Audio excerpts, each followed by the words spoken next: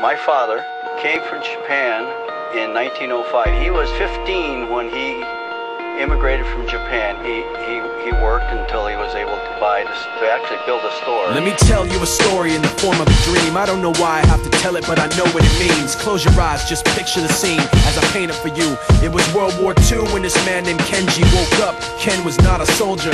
He was just a man with a family who owned a store in LA. That day, he crawled out of bed like he always did, bacon and eggs with wife and kids. He lived on the second floor of a little store he ran. He moved to LA from Japan, they called him immigrant. In Japanese, he'd say he was called Issei. That meant first generation in the United States, when everybody was afraid of the Germans, afraid of the Japs, but most of all afraid of a homeland attack. And that morning, when Ken went out on the doormat, his world went black, cause right there, front page news, 3 weeks before 1942, Pearl Harbor's been bombed and the Japs are coming. Pictures of soldiers dying and running. Ken knew what it would lead to, just like he guessed. The president said the evil Japanese in our home country would be locked away. They gave Ken a couple of days to get his whole life packed in 2 bags. Just 2 bags, couldn't even pack his clothes. Some folks didn't even have a suitcase to pack anything in, so 2 trash bags is all they gave them. And when the kids asked, "Mom, where are we going?" nobody even knew what to say to them. Ken didn't want to lie, he said the US is looking for spies, so we have to live in a place called Manzanar, where a lot of Japanese people are. Stop it, don't look at the gunman. You don't want to get the soldiers wondering if you're gonna run or not, cause if you run then you might get shot. Other than that, try not to think about it. Try not to worry about it being so crowded, cause someday we'll get out. Someday, someday. As soon as war broke out, so the FBI came and they just come to the house and you have to come. All the Japanese have to go. They took Mr. Need and people couldn't understand why they had to take him, because he's just innocent laborer. So now they're in a town with soldiers surrounding them. Every day, every night, look down at them. From watchtowers up on the wall, Ken couldn't really hate them at all. They were just doing the job and he wasn't gonna make any problems. He had a little garden, vegetables and fruits that he gave to the troops in a basket his wife made. But in the back of his mind, he wanted his family's life saved. Prisoners of war in their own damn country, what for? As time passed in the prison town, he wondered if he'd live it down if and when they were free. The only way out was joining the army, and supposedly some men went out for the army, signed on, and ended up flying to Japan with a bomb. That 15-kiloton blast put an end to the war pretty fast. 2 cities were blown to bits. The end of the war came quick, and Ken got out big hopes of a normal life with his kids and his wife. But then they got back to their home, and what they saw made him feel so alone. These people had trashed every room, smashed in the windows and bashed in the doors, written on the walls and the floor, "Japs not welcome anymore." And Kenji dropped both of his bags at his sides and just stood outside. He looked at his wife without words to say. She looked back at him, wiping tears away, and said, "Someday we'll be okay, someday." Now the names have been changed, but the story's true. My family was locked up back in '42. My family was there where it was dark and damp, and they called it an internment camp. When we first got back from camp, it was pretty bad. I remember my husband said, "Oh, we're gonna stay till last."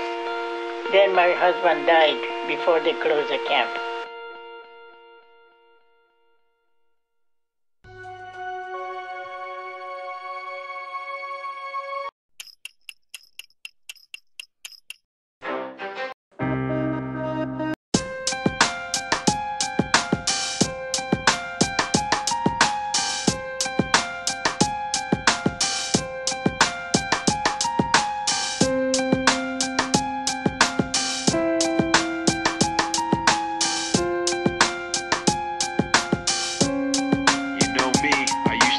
Caught up in everyday life, trying to make it through my day so I can sleep at night, trying to figure out my way through the maze of rights and wrongs. But like you used to say, nothing feels like it's really worth it. Forget perfect, I'm trying not to be worthless. Since I last saw you, I've been looking for a purpose. Well, I met this kid who thought like I did. He had a weird way of looking at it. This is what he said: "Slip out the back before they know you were there, and at the worst you'll see nobody cares. Cause you don't wanna be around when it all goes down. Even heroes know when to be scared. Slip out the back before they know you were there, and at the worst you'll see nobody cares. Cause you don't wanna be around when it all goes down. Even heroes know when to be scared. Now, I don't remember where I met him or remember his name, but he walked funny like he was just too big for his frame. Just over 5 foot, but he weighed $150. And what he said seemed so right, it stuck with me. Listen, it's like poker, you can play your best, but you gotta know when to fold your cards and take a rest, and know when to hold your cards, hold your breath, and hope that nobody else is stacking the deck. Because I don't need to tell you that life isn't fair, it doesn't care, it arbitrarily cuts off your air. And like you, I want someone to say it's okay. In the truest part of our hearts, everybody's afraid. We're just underappreciated and overwhelmed, fighting so hard to hide our fear that we're scaring ourselves. You understand what I'm saying, cause you always did, but it's different in the words of a cowardly kid who said slip out the back before they know you were there. At the worst, you'll see nobody cares, cause you don't wanna be around when it all goes down. Even heroes know when to be scared. Slip out the back before they know you were there. At the worst, you'll see nobody cares, cause you don't wanna be around when it all goes down. Even heroes know when to be scared. And I'm no hero, you remember how it was, you know. All I ever did was worry, feeling out of control, to the point where everything is going end over end. I'm spinning around in circles again. This is where you come in. All of this to explain to you why I had to separate myself away from yesterday's life. Please remember, this isn't how I hoped it would be, but I had to protect you from me. That's why I slipped out the back before you knew I was there. I know you felt unprepared, but every single time I was around, I just bring you down, and I could tell that it was time to be scared. That's why I slipped out the back before you knew I was there. And I know the way I left wasn't fair. I didn't want to be around just to bring you down. I'm not a hero, but don't think I didn't care.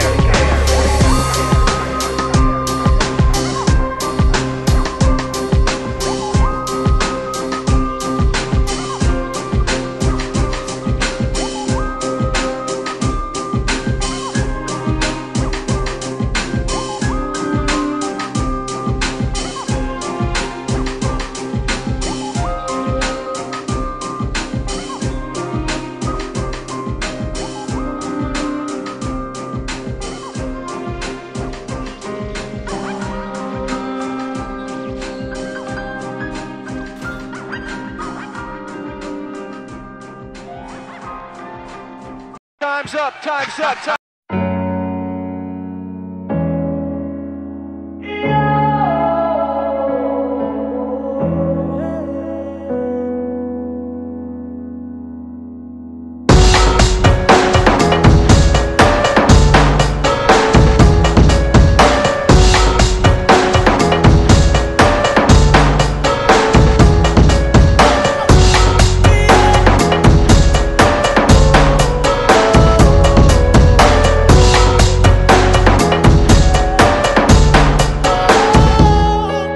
Come with me, let me walk you through the world that I currently stay in. You can take a look around and tell me if I'm mistaken.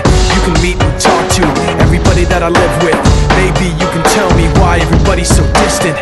Is it me or maybe when I look around daily, I don't even know the people I can put my trust in lately. People that I used to hang with, now they're acting so different. I'm still the same person, why doesn't anybody listen? Can somebody please just explain to me what happened to the way that we always said we'd be? Right now I don't know why I pushed through the pain that I got through, and I'm losing hope. Deafening voices, frequency inside my head that says, go in it the hard way. I'm focused, everything inside out of my brain that claims, go in it the hard way. Come with me, let me walk you through the world that I currently live in. Not a thing is forgotten, not a thing is forgiven. Nobody can hold their own underneath the weight, but nobody can take the blame for their own mistakes. So what do you do when somebody lets you down? You wanna say something but you can't cause they're not around. Inside you think they know the extent of the